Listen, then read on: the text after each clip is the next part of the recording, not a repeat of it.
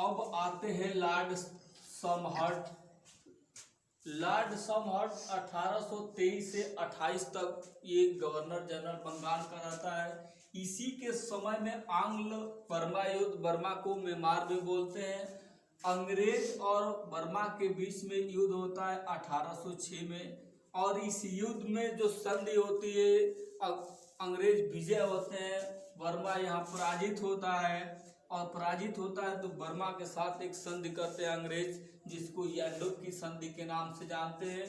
बैरकपुर छावनी पर जो सैनिक थे, तिलक लगाने के लिए, माथे पर तिलक लगाने के लिए सैनिक के बीच में विद्रोह होता है। या यूं कह लीजिए कि जो गोली थी वो पहले गाय की चर्बी की बनती थी, और उसी के विरोध में ये बैरकपुर छावनी विद्रोह होता है। ये 1824 में होता है। भरतपुर का घेराव करवा दिया था, ये भरतपुर का घेराव करवाया था 1826 में, और प्रेस पर प्रतिबंध लगा दिया और कहा कि प्रेस पर यदि कोई प्रेस या समाचार पत्र यदि छापता है या कोई साप्ताहिक पत्रिका या पत्र जो भी छापेगा उसको दंडित दिया जाएगा, उसको मृत्यु दंड की सजा भी दी जा सकती है। तो इस पर यह प्रतिबंध लगाया था। अपने जीवन काल में यही किया है ये। अब आते हैं Lord William Bentinck. Lord William Bentinck Bengal का अंतिम बंगाल का अंतिम गवर्नर जनरल था, और यहीं पर बंगाल के गवर्नर जनरल को खत्म करके और भारत का गवर्नर जनरल बना दिया गया था। और इसका पहला शिकार लॉर्ड विलियम बेटिंक होता है। लॉर्ड विलियम को भारत का प्रथम गवर्नर जनरल बना दिया गया।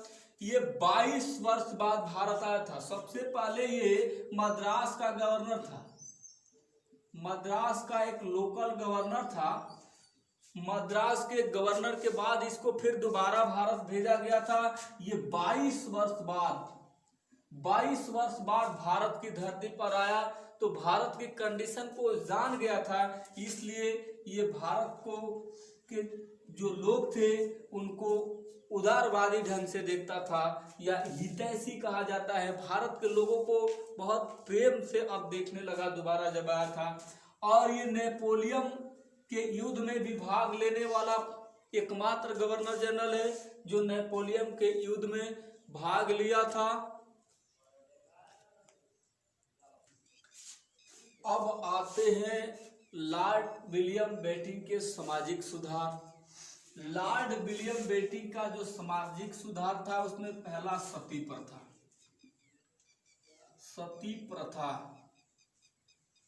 सती प्रथा को 1829 में खत्म कर दिया था नियम 17 के द्वारा। सती प्रथा को नियम 17 के तहत खत्म कर दिया गया है। वजह थी खत्म करने का, इसमें राजा राम मोहन राय के सहयोग से,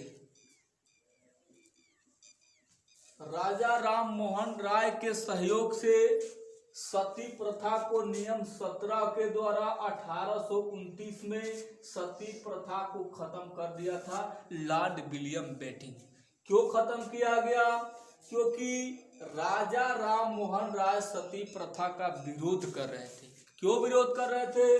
क्योंकि इनके भैया की मृत्यु हो गई थी। जब राजा राम मोहन राय के भैया की मृत्यु हो गई थी तो उनकी जो भाभी थी वो सती प्रथा अपने को आत्महत्या कर लेती है, सीधे सती बन जाती है। तो इसी के लिए आवाज उठाते हैं राजा राम मोहन राय और कहते हैं कि ये अन्याय है, ये ऐसा नहीं होना चाहिए। सती प्रथा का मतलब होता है कोई भी महिला यदि उसके पुरुष जब मर जाता है तो महिला जिंदे अपने को जला देती है, उसको बोला जाता है सती प्रथा। और राजा राम मोहन राय के भाई साहब की मृत्यु हो गई थी, तो अब उनकी जो भाभी थी राजा राम मोहन राय को, वो सीधे अपने को जिंदे जला लेती है। इसी का विरोध करने के लिए लॉर्ड विलियम बेटिंक से राजा राम मोहन राय मिलते हैं और जा करके कहते हैं कि ये प्रथा सही नहीं है, और इसका घोर विरोध करते हुए इसको नियम 17 के तहत 1829 में खत्म करवा दिया। उसके बाद दास प्रथा पहले लोगों को अपने दरबार में बुला करके और उसको कैद करके रखा जाता था, गुलाम बना के रखा जाता था, उसको दास बोलते हैं। दास प्रथा को भी आवाज उठाए और दास प्रथा को गैर कानूनी घोषित कर दिया गया, गैर कानूनी घोषित कर दिया गया और 1843 में इसे खत्म कर दिया गया। 1843 में इसको खत्म किया गया। जब लॉर्ड एलिगन गवर्नर जनरल बनता है तो वो 1843 में इसको खत्म कर दिया गया। ठगी प्रथा को भी 1830 में खत्म कर दिया गया है और नर बलि प्रथा को भी 1830 में ही गैर कानूनी घोषित कर दिया गया। इसको गैर कानूनी घोषित कर दिया गया। और स्टीमर की शुरुआत, स्टीमर एक प्रकार की जहाज है जो जल में चलती है, तो उसको भारत में स्टीमर की शुरुआत करने वाला भारत का पहला शासक है। और सैनिक में जो कोड़ा लगाने की प्रथा, कोड़ा पहले सैनिकों को कोड़ा लगता था, वो कोड़ा जो भी राजा हुआ करते थे या गवर्नर होते थे वो पहले अंग्रेज कोड़ा लगाते थे। कोड़ा का मतलब ना डंडे की तरह होता है और उसे पूरा धुलाई होती थी सैनिकों को, तो वो कोड़ा लगाने की प्रथा को खत्म करता है। जब ये 1830 में कोड़ा लगाने की प्रथा भी खत्म कर देता है। अब आते हैं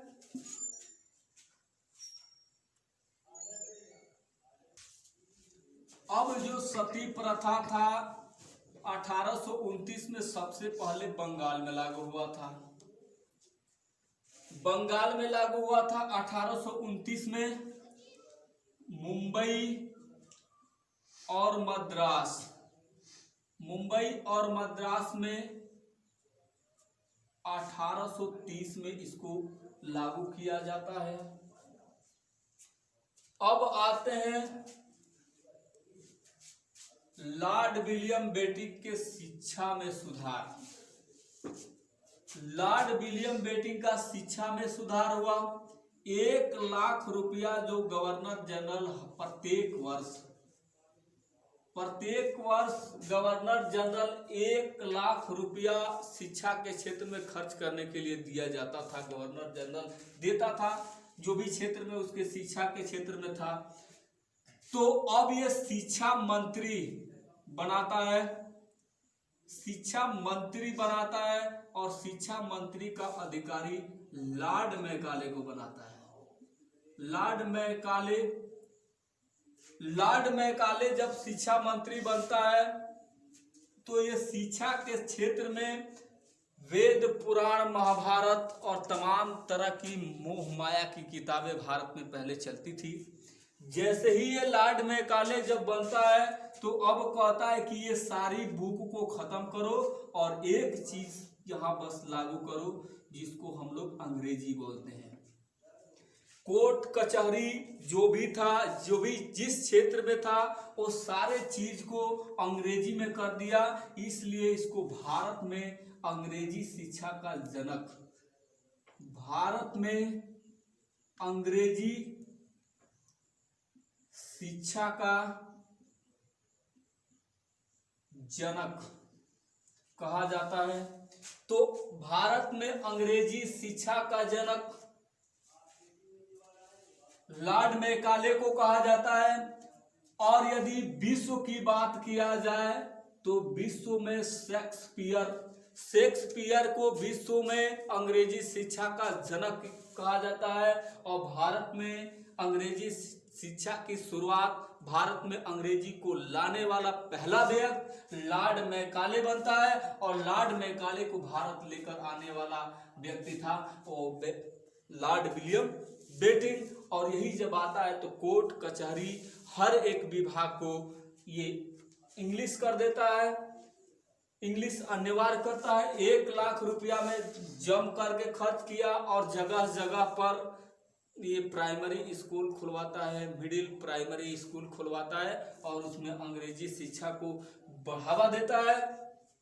अब ये एक अपना कथन कहता है कि मैं चाहता हूं कि भारत के जो बच्चे हैं ऐसे तैयार हों, भारत के लोग ऐसे तैयार हों जो देखने में वेशभूषा से बिल्कुल अंग्रेज रहें, ब्लड से वो भले ही भारतीय हो लेकिन वेशभूषा से वो बिल्कुल अंग्रेज की तरह दिखे और अंग्रेज की तरह एकदम दिखना चाहिए। और आज देख ही रहे हैं मॉडर्न में जो चल रहा है, कोई भी परिवार ये नहीं चाहता है कि मैं अपने बच्चों को अंग्रेजी मीडियम में न पढ़ाएं।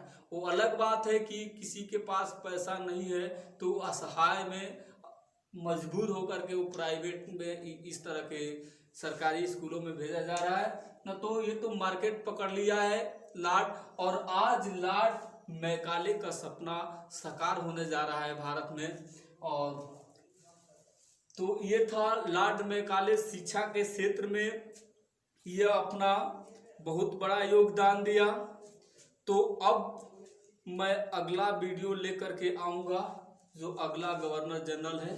तब तक के लिए धन्यवाद और जोर लगा करके आप लोग मेहनत करिए क्योंकि सफलता ही लाइफ है, सफलता ही लाइफ है। तो लॉर्ड विलियम बेटिंग हम लोग देख रहे थे। तो Lord William Bentinck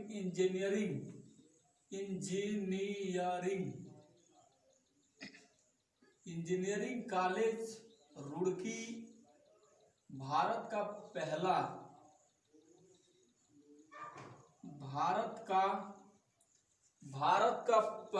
engineering college 1835 में रुड़की में खोला था। रुड़की है उड़ीसा,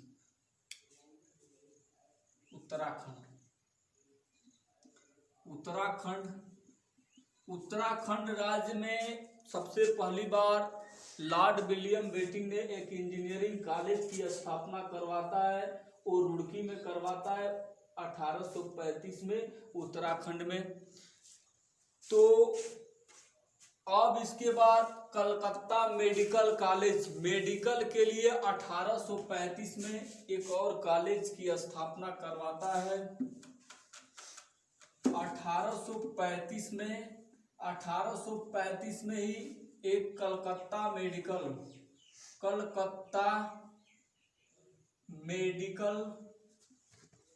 कॉलेज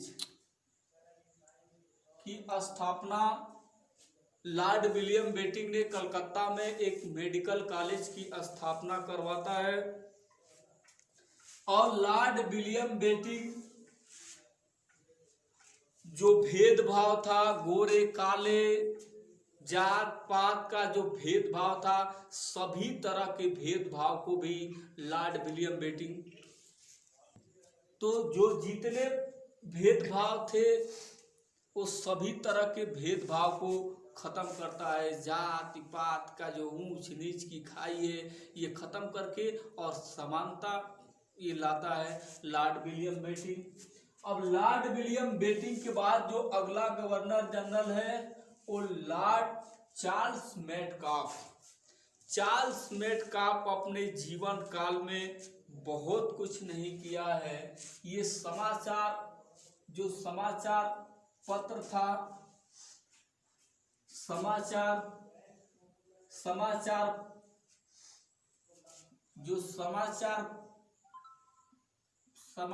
पत्र था जिस पर प्रतिबंध लगा था। लॉर्ड समहर्स्ट जिस पर प्रतिबंध लगाया था उस प्रतिबंध को ये हटा दिया है, प्रतिबंध को हटा दिया है। और इसकी मृत्यु कैंसर से इसकी मृत्यु होती है। और एकमात्र गवर्नर जनरल है ये जिसका जन्म भारत के कलकत्ता शहर में हुआ था। कलकत्ता शहर में, भारत के कलकत्ता शहर में इसका जन्म हुआ था। और इसकी मृत्यु कैंसर बीमारी के कारण इसकी मृत्यु होती है। और ये अपने जीवन काल में जो समाचार पर प्रतिबंध लॉर्ड समहर्ट लगाया था उसको ये मुक्ति कर दिया, इसलिए इसको समाचार पत्रों का मुक्तिदाता भी कहा जाता है, लॉर्ड चार्ल्स मेटकाफ को। अब आते हैं जो हमारा अगला गवर्नर जनरल है, जो भारत का अगला गवर्नर जनरल है वो लॉर्ड ऑकलैंड। लॉर्ड ऑकलैंड के समय में एक बहुत बड़ी बात घटित हुई है। वो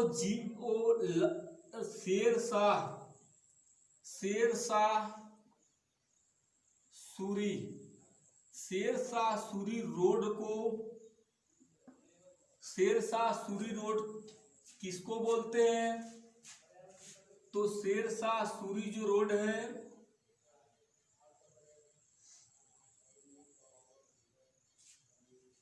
Sher Shah Suri road Indo park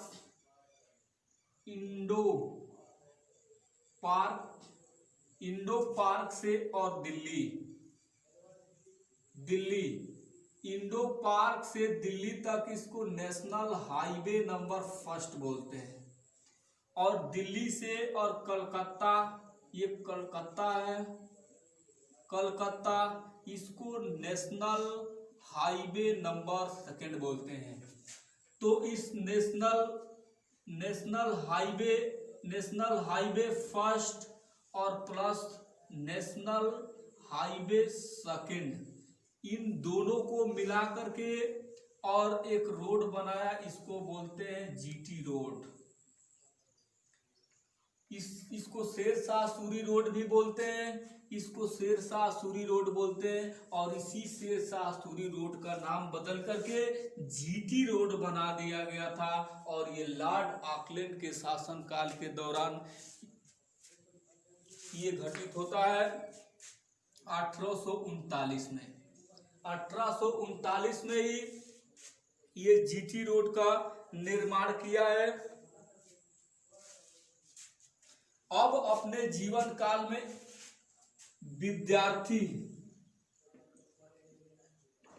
विद्यार्थियों के लिए भी ये छूट दिया था कि आप विदेश जा करके आप डॉक्टरी की पढ़ाई पढ़ सकते हो। तो डॉक्टरी की पढ़ाई पढ़ने के लिए विदेश जाने के लिए विद्यार्थियों को अनुमति देने वाला भारत का पहला शासक है कि आप डॉक्टरी की पढ़ाई के लिए विदेश जा सकते हैं। इसी के समय में ब्लैक एक्ट काला कानून भी इसको बोलते हैं, ब्लैक एक्ट पारित हुआ था। गोरे और काले के बीच में जो समानता लागू हुई थी, उसी गोरे और काले को लेकर के जो विवाद चल रहा था, उसी में ये ब्लैक एक्ट आया है कि गोरे और कालों के बीच को खत्म करने के लिए एक एक्ट भारत में बन करके आता है, उसको बोलते हैं ब्लैक एक्ट। और ब्लैक एक्ट ऑकलैंड के शासन काल के दौरान ही भारत में आता है। और इसके समय में डाक सेवा 1837 में डाक सेवा की शुरुआत इसी के शासन काल में 1837 में होती है। और आंग्ल अफगान युद्ध इसी के शासन काल में होती है, जिसमें आंग्ल और अफगान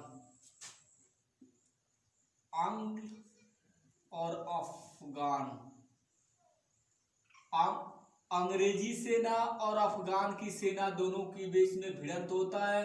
परिणाम जीत होती है अफगानिस्तान की जीत होती है और अंग्रेजी सेना बुरी तरह से पराजित होती है यहाँ पर। तो ये था ऑकलैंड का। अब अगला गवर्नर जनरल मैं लेकर के आऊँगा लॉर्ड एलन बरो को अगले वीडियो में लेकर के आएंगे। तब तक के लिए धन्यवाद।